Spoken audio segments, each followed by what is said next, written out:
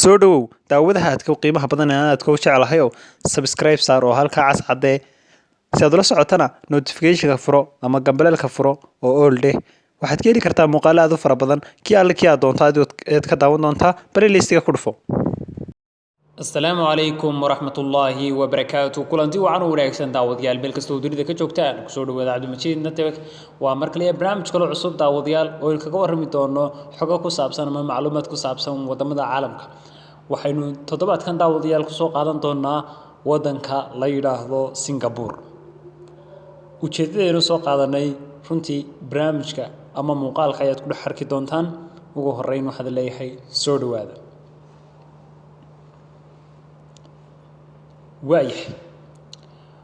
maxaynu ka baran karnaa wadanka Singapore waa su'aashaan ku bilaami doona barnaamijkeena daawadayaal Singapore waa dal dhaca koonfur bari qaaradda Asia waana dal ka kooban hal magaalo city state Singapore waa dal dhaca koonfur bari qaaradda Asia waana dal ka kooban hal magaalo city state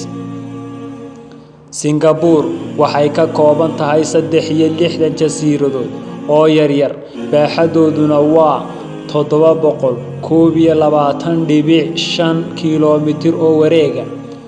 waa dhul aad u yar waxayna 32 jeer ka yar tahay wadanka Djibouti oo aynu ognahay inuu isaguba yahay dal aad u yar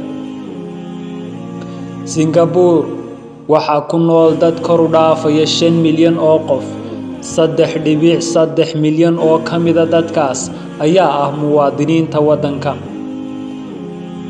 wadanka waxa dega 3 qowmiyadood iyo dad kale waana Chinese oo 73% ka ah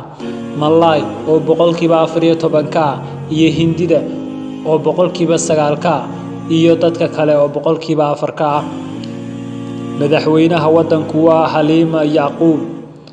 halka ra'iisul wasaaruhu uu yahay Lee Hsien Loong kaasoo leh awoodda koowaad ee wadanka luqadda rasmiga ah ee dalku waa English waxaana soo raaca oo rasmi ah Malay Mandarin iyo Tamil Singapore waa dal leh horumar bulsho oo aad u ballaaran dhaqaalaha dalku waa 349 bilyan waana kan 41aad ee ugu dhaqaalaha badan dunida bal qiyaas hal magaalo oo hantideedu intaas tahay Singapore waxa ay ka horeysaa dhaqaale ahaan dalal badan oo Yurub, Ameerika, Afrika iyo Asia dhaca oo ah kuwa ugu waaweyn Singapore waa dal leh baasaboorka labaad ee ugu xooggan dunida kaasoo ay ku tagi karaan 188 dal oo dunida kamid ah ajiib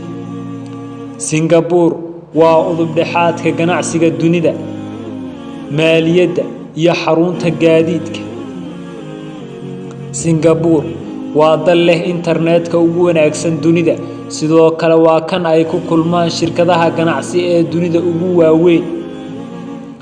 Singapore waa dalka ugu maalgashiga badan dunida sidoo kale waa kan ugu macquulsan xagga horumarka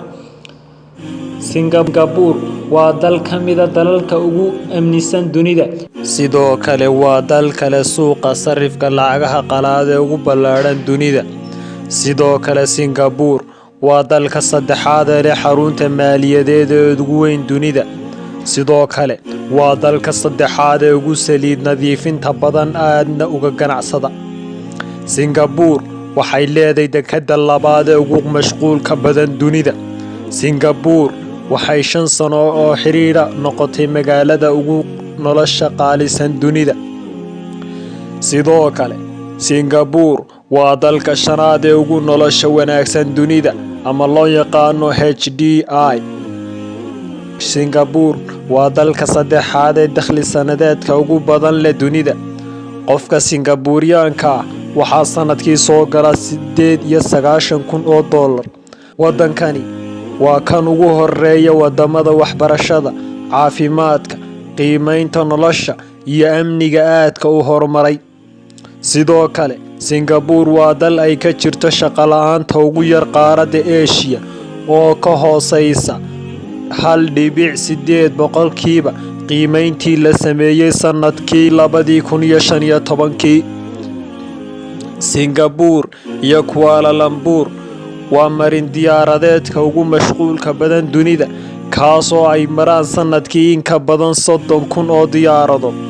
Hadda ku darso waddankaas aan ka hadlayo gebigiisaba 53 sano ayuu jiraa. Malaysia ayaa iska caydhisay oo ku tilmaamtay jasiiradii kaneecada. Keliya way tashadeen, waxa ay tuujiyeen maskaxdooda iyagoo waddankooda sida ugu wanaagsan u horumariyey. haddaba daawadayaal, waxaynu dib ugu laaban doonaa su-aashii aynu barnaamijkeenna ku bilownay ee ahayd maxaynu ka baran karnaa dalka Singapore. haddaynu nahay dadka Soomaalida,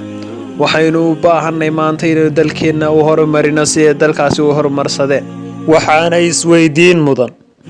sidaynu dalkeenna u horumarin karnaa?